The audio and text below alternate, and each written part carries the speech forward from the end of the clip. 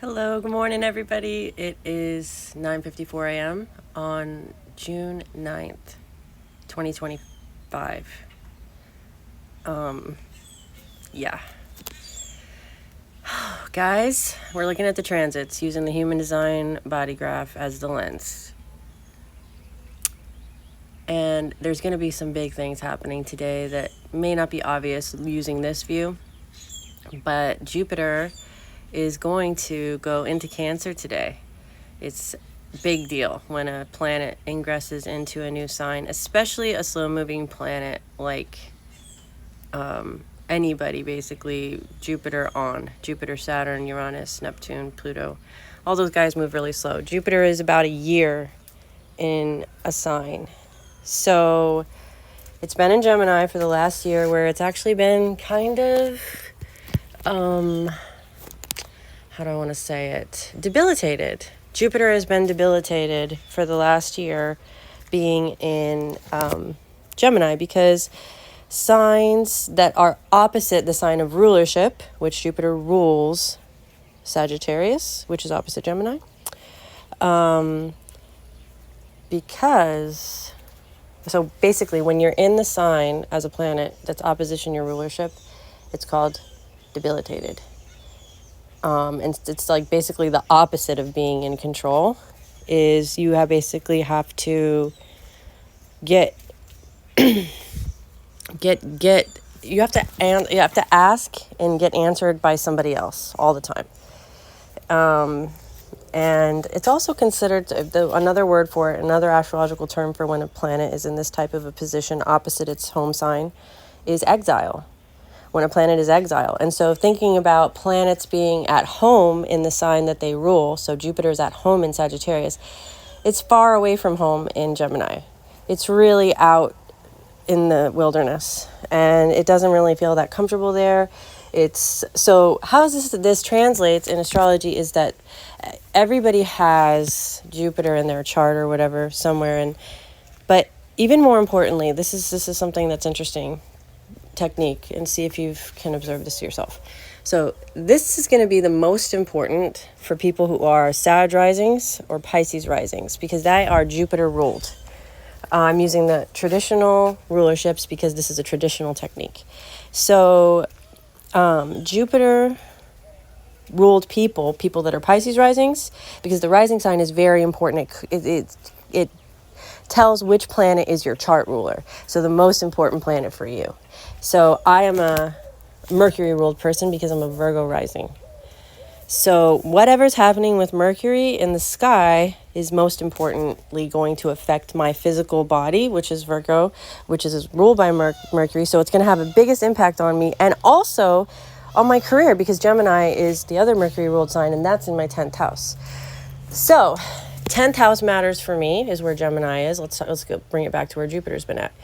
Jupiter rules my 4th house, Sag, and my partnership 7th house, right?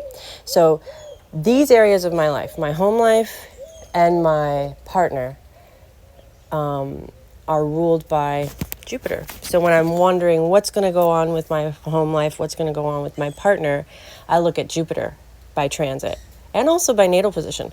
But when I say what's going to go on with me, I look at Mercury. Now, Mercury and Jupiter just had a conjunction the other day at the last degree of Gemini, where Mercury rules. So basically, there is a new cycle that began between Mercury and Jupiter, which is very important for people that are ruled by them, like all the mutable signs, basically. All the angles of my chart, the 1st, the 10th, and the 7th, and the 4th, the issues of those things all culminate. And this doesn't happen very often, but it does happen regularly for each of the risings. I'll get into that. I don't want to get too far afield. So when Mercury and Jupiter get together, what sign they're in matters. It matters a lot that now it was in Mercury. Mercury was there. So that means an empowering position for me and my career, and Jupiter not empowered, right? In this most recent conjunction that just happened. Last degree of the sign that it's not really, at home in. So I'm going to consider what that might have. I'm gonna reflect on that and see. I instead of doing major predictions, like majorly, like that's not like my major focus. I like to kind of experience things in real time and kind of reflect on it soon after it's just happened, or while it's happening. Sometimes that's difficult. I can, but it's for some reason, I guess it's, well, anyway. So now Jupiter today is still at that same point. Mercury's moved on and it's in Cancer. So Mercury's actually lost some dignity because it was in rulership, and now it's in Cancer, where it's not in detriment or anything, but 2 degrees of Cancer, Mercury's already at, squaring, guess what? Saturn in Aries and Neptune also in Aries. So Mercury has just lost its power and is now, and this is affecting me as a person and any Mercury, Geminis and Virgo risings, listen up to this. All of us now, our main planet has made a major shift for the not better, right? I'm getting depressed. But, and there's going to be a challenge that's going to happen right away. It's happening now, with Saturn and squaring, Saturn and Neptune squaring us from Aries house, because Mercury's in Cancer. So, Saturn and Neptune is in my 8th house, squaring my chart ruler in my 11th. Jesus. So, fuck a duck. All right, well, listen, let's not get upset. Let's not think the worst. Let's think for a minute. Let's just be aware. Let's just be aware. Let's not really decide and try to do a bunch of shit. Let's just pay attention. And don't get wildly fucking grossly imaginative. Yes. So, what I wanted to talk about Jupiter, who's going to be later on today ingressing into Cancer, where instead of going out of its sign of dignity, it's going out of a bad dignity, a debility, and moving into exaltation, which is another form of dignity. So we have 4 major essential dignities, they call it, and it's rulership, and the opposite of that is debility, or exile. And then we have another type of essential dignity, which is either exaltation or fall. And it means where a planet is not in its sign of its rulership, but it's in a sign where it's exalted, where it's treated really well, like an honored guest. So Jupiter is exalted in Cancer. So that means now that the 4th house ruler, the 8th house, the 7th house ruler are going to be moving into a better position, and they are going to be improving their condition. So expect things to improve in your relationship if you're a Mercury rising, and for your partner, and in your home life. And 4th house matters. There could be a boost in those areas. Now, if you're a Jupiter rising person, it's going to be for you and your home life, because, well, let's see.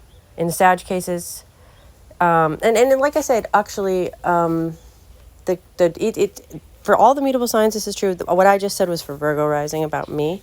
And if you're a Gemini rising, you also have your partner ruled by Jupiter going to have an improvement, and your relationship have an improvement. And what other thing is going to have an improvement for you is your career, because Pisces rules the 10th house of Gemini's chart.